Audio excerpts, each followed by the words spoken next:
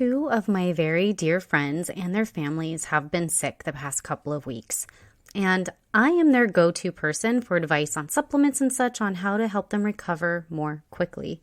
I feel like it's time to record an episode about how to support the immune system. When you are dealing with autoimmune disease or chronic illness, your body is already in an agitated state. When it comes to avoiding extra illness, staying healthy through the winter viral season, cold and flu season, whatever you call it, you're going to see all kinds of home remedies and stuff coming up. People talking about things like boosting the immune system and suggesting herbs and oils and things like that to help prevent illness and or shorten the duration.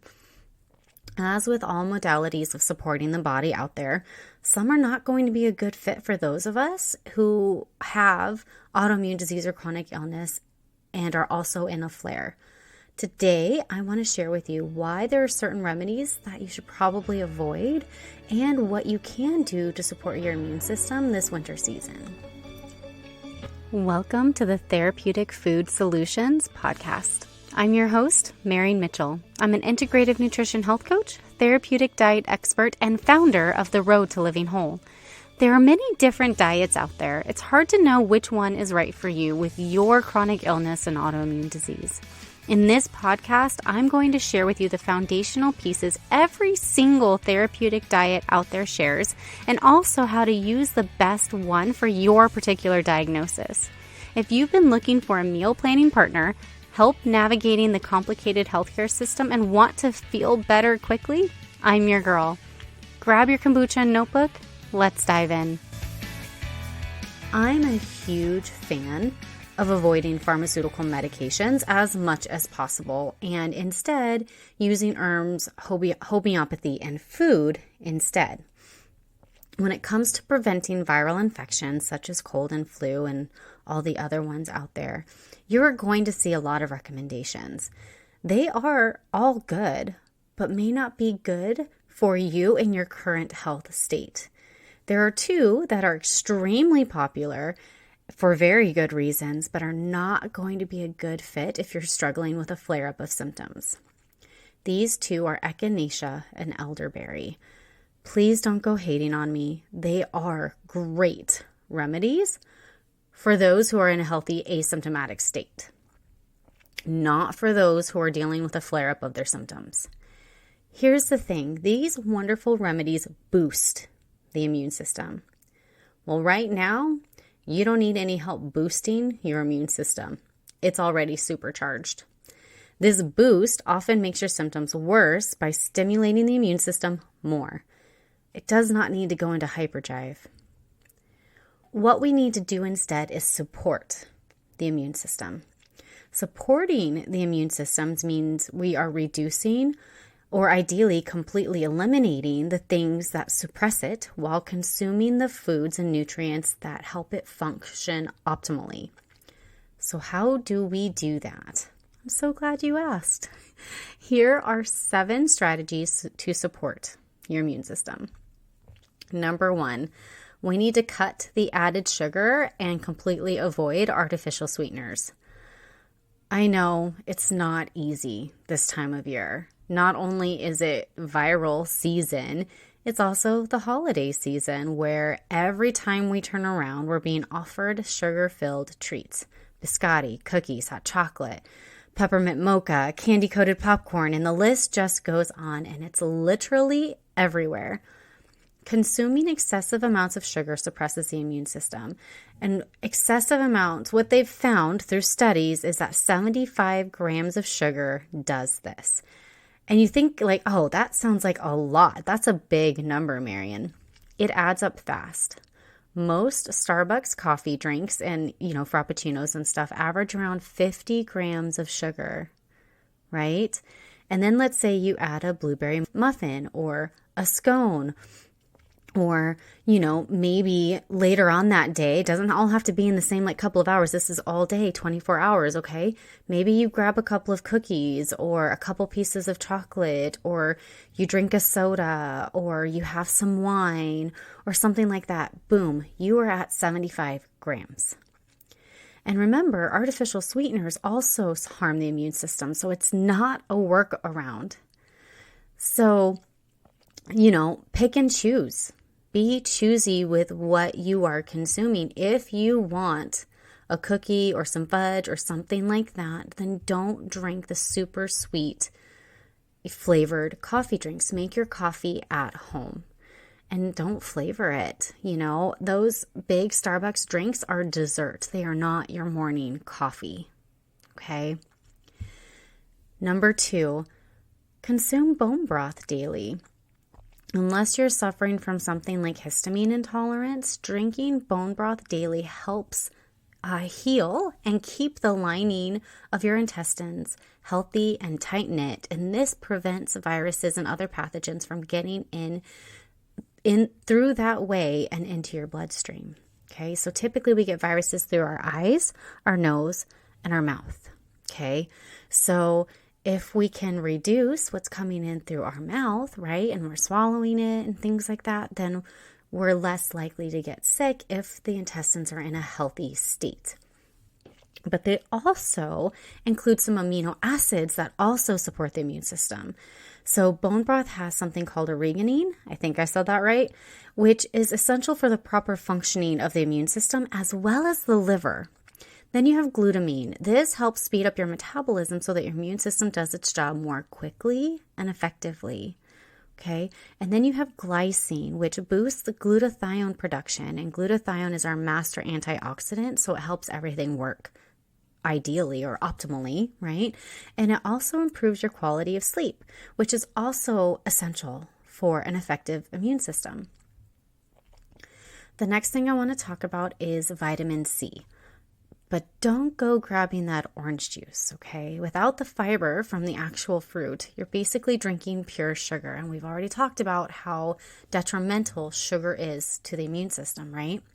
So instead, you want to eat plenty of winter squash, orange vegetables, dark leafy greens, things like that. I also like to consume an apple cider vinegar tonic, which gives you a nice boost of vitamin C, but it also makes your stomach acid more acidic, which means it's killing pathogens before it even gets to your intestines, which is like great, right?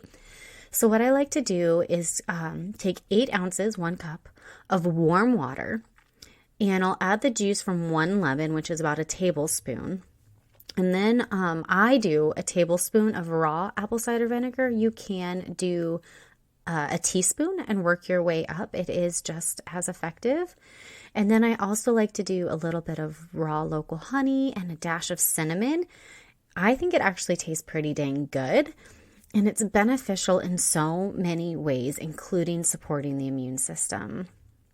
Other nutrients that support the immune system include vitamin A, retinol, okay, not beta carotene, vitamins D and E. Vitamin E actually makes vitamin C work better. And then you also need minerals like selenium and zinc. Now, I do want to highlight vitamin D a bit. You need to know your vitamin D levels and supplement appropriately. We all hear, at least in the health and wellness world, I feel like it's like vitamin D over and over and over and over again. And it's true. When in the winter, we are cold. The sun, the angle of the earth and the sun means our bodies cannot produce vitamin D on its own. Plus, we're not walking around practically naked in the sunlight most days, right? So we're not getting vitamin D from our environment. And then typically people eat really low fat, so they're not getting vitamin D from their food. Okay, so it's like, where do you live and how covered up are you and what are you eating? All that stuff plays a role.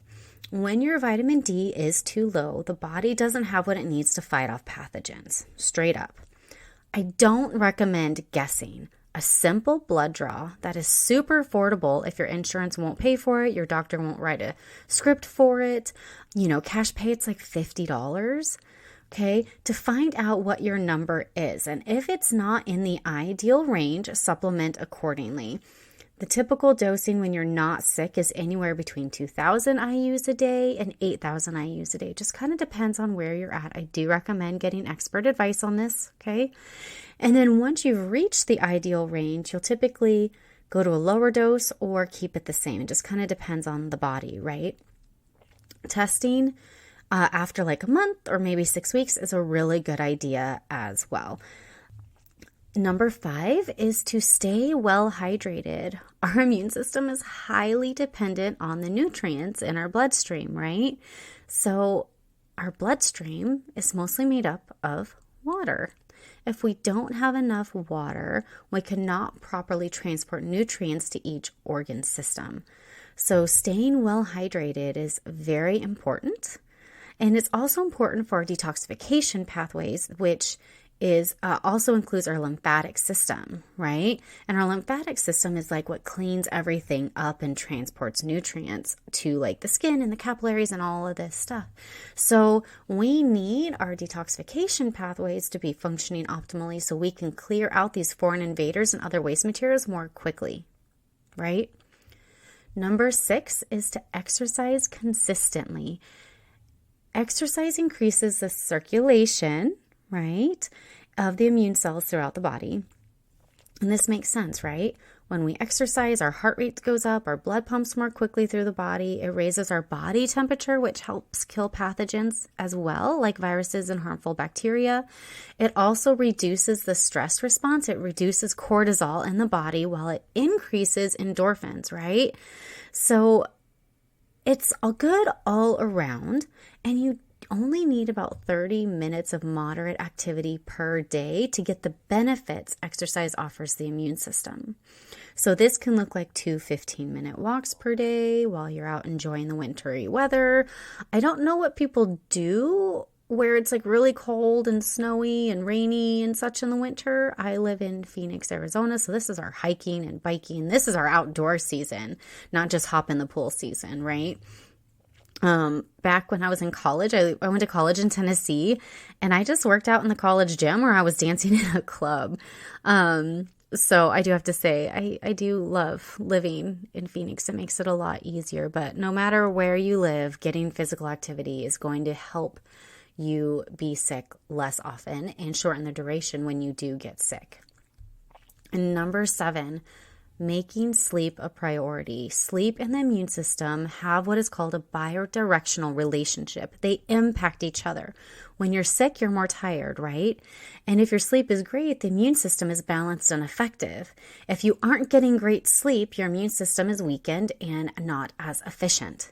So sleep impacts immune memory as well. This is called the adaptive immune system, and it also impacts inflammation in the body. So one way a lack of sufficient sleep impacts your immune system is it doesn't have the time to take care of and manage inflammation in the body. And as we know, inflammation is the root cause of many diseases and worsening symptoms. So by cutting sleep short, the inflammation persists. Getting sufficient sleep is a top priority for preventing illness, and it also actually helps reduce autoimmune and chronic illness symptoms as well.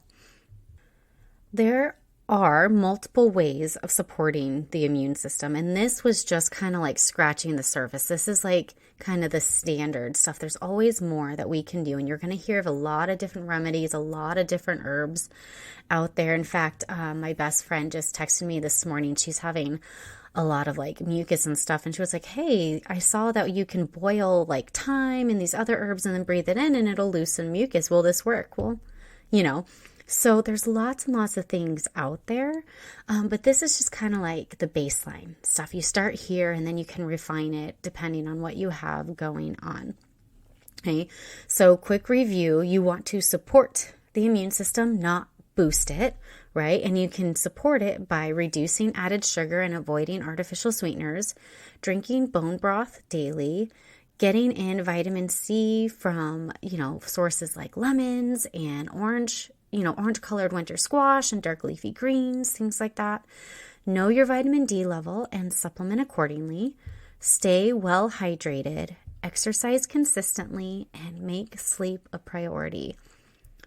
When it comes to eating well, I have a couple of places where I can help you get started. I highly recommend downloading my free guide. It gives you a super solid place to start. And then join my Facebook community. In there, I go live while cooking. I share lots of recipes. I have impromptu and scheduled workshops that are more food and cooking related. And then there's just a really great community in there. And if you want expert help on getting off of this diet for diagnosis bandwagon and learning how to eat for when you are in a flare-up and when you are not, I have my coaching program, which is called the Therapeutic Food Framework, and that will get you there. So I've been doing one-on-one coaching for almost 10 years, and I took my one-on-one coaching and I made it into a hybrid program that is part coaching and part online course. So you still get one-on-one coaching sessions with me, but then also you get kind of a step-by-step lesson plan, right? And it has all of the handouts and all of the meal plans and all the information in one place. So I used my clients over the years lose the emails, lose the handouts. They got buried in their email, right? We get so much email and stuff. And so I was like, I want to make this easier for everybody. Plus, information gets overwhelming. And so there's just certain standard information that everybody needs and that everybody gets when they work with me. And so that's all in there, and you can go back and watch it, and you can dig deeper, and you can reread and like get more out of it as you've made changes and you're like prepared for that information. So it just really sets you up for success. The other thing that I love about making it this hybrid coaching program is you also get a student community. Like there's other people who are clients who are going through the same thing that you are with chronic illness and autoimmune disease, and it's lonely. People don't understand it who are healthy, right? So now you have a place to share your wins and to ask questions, and I'm going to go live and do group coaching calls, and you'll be able to kind of see what other people are going through and go, oh, that's a great tip. I'm going to write that one down, or ask your questions and help somebody else. And it's just really great. I love it. I'm really excited about it. Now, I will have all the links for these 3 in the show notes for you to check out. And if you feel like it's a good fit, be able to join. And that's the end for today. I look forward to meeting you here again next week. Thank you so much for hanging out with me today. If you found this episode helpful, would you do me a favor and help others find it by leaving a review, sharing a screenshot on social media, or sharing the link with a friend? By you sharing what you've learned, others are able to find this podcast and join our community. Be sure to check out my website, www.roadtolivinghole.com, for over 160 delicious recipes, a variety of meal plans, and a blog packed full of even more healthy living tips. If you'd like to learn more about how to work with me as your coach, you can schedule a free consult through www.roadtolivinghole.com/health-coaching/. Until next time, friend. Bye.